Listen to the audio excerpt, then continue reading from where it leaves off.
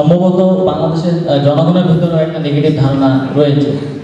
তো আমি জাস্ট এইটুকু বলবো যে আজকে যে পুলিশ, এই পুলিশ তো আমাদের বাইরের কেউ না, আমাদের জনগণই তো। আমি তো বাংলাদেশি, আমি হয়তো পুলিশে সুপারিশপ্রাপ্ত হয়েছি, সামনে এখন পুলিশে জয়েন করবো। এরকম আপনারা আগামীতে হয়তো সুপারিশপ্রাপ্ত হয়ে জয়েন করবেন। আগে যারা জয়েন করেছে তারাও বাংলাদেশি। সো আমরা কেউ রুটের বাইরে না। বাট প্রবলেম হয় আমরা যখন পুলিশ একটা নেগেটিভ জিনিস করলো, তখন এটাকে আমরা আলাদা করে ফেলি যে এটা পুলিশ করতে। মানুষ আর পুলিশ দুইটা মনে হয় যে আলাদা হয়ে যায়, বাট বিষয়টা কিন্তু তা না। আমরা কি মানুষের বাইরে? পুলিশ কি মানুষের বাইরে? আমার বাংলাদেশের মানুষের বাইরে? আমার কি নাগরিকের বাইরে? তারা বাইরে না। হ্যাঁ, অবশ্যই একটা প্রতিষ্ঠানের দোষ ত্রুটি থাকতে পারে, সেটাকে সবসময় আমরা নেগেটিভ চোখে দেখি, বিধায় নেগেটিভ। বাট আমাদের দেশে আমি পুলিশকে ডিফেন্ড করছি বিষয়টা তা না, বাট অনেক নেগেটিভ যে চিন্তা ভাবনাটা, এটা একদিনে গড়ে ওঠেনি। এবং এই যে প্রবলেমটা, এটা আমাদের রুটের প্রবলেম।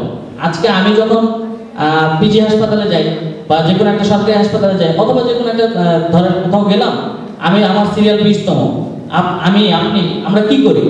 ওই লোকটাকে 50 টাকা দিয়ে চেষ্টা করি 2 নম্বর সিরিয়ালে যাওয়ার জন্য। প্রবলেমটা কার? প্রবলেমটা কি খালি পুলিশের? প্রবলেমটা আমার রুটে।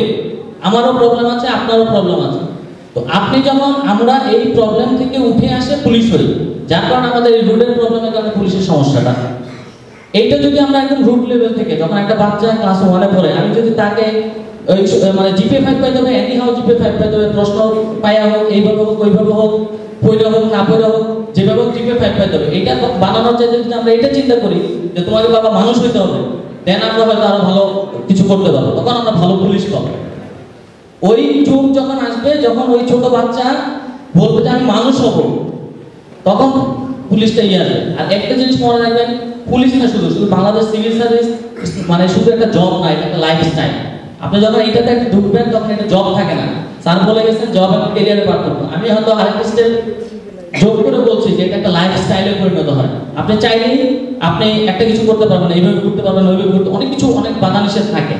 তো ওনার কোশ্চেন ছিল ভাইবা বোর্ডে আমি কিভাবে ফেস করেছি। ভাইবা বোর্ডে আমাকে এটা নিয়ে কোশ্চেন ছিল, আমি অ্যান্সার দিয়েছি।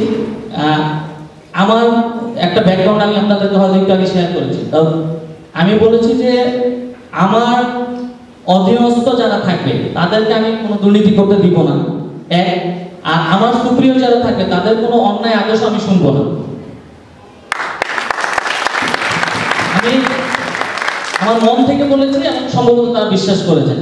আপনাদের ভাইবা বোর্ডে যে কথাগুলো বলবেন, যদি মন থেকে বলেন, তাহলে আমার মনে হয় তারা বিশ্বাস করবে। বিশ্বাস করানোর মতো করে বললে বিশ্বাস করবে, শুধু বলার জন্য বললে বিশ্বাস করবে না। এবং আমি এটা ফিল করি, আমি বিশ্বাস করি যে আমি যতদিন পদে থাকবো, আমার দ্বারা কোনো দুর্নীতি হবে না। এবং আমি কাউকে আমার পরিস্থিতিকে ব্যবহার করে কাউকে দুর্নীতি করতে দিব না। আমি এটা ভাইবা বোর্ডে বলেছি এবং তারা বিশ্বাস করেছেন। That's it. Thank you.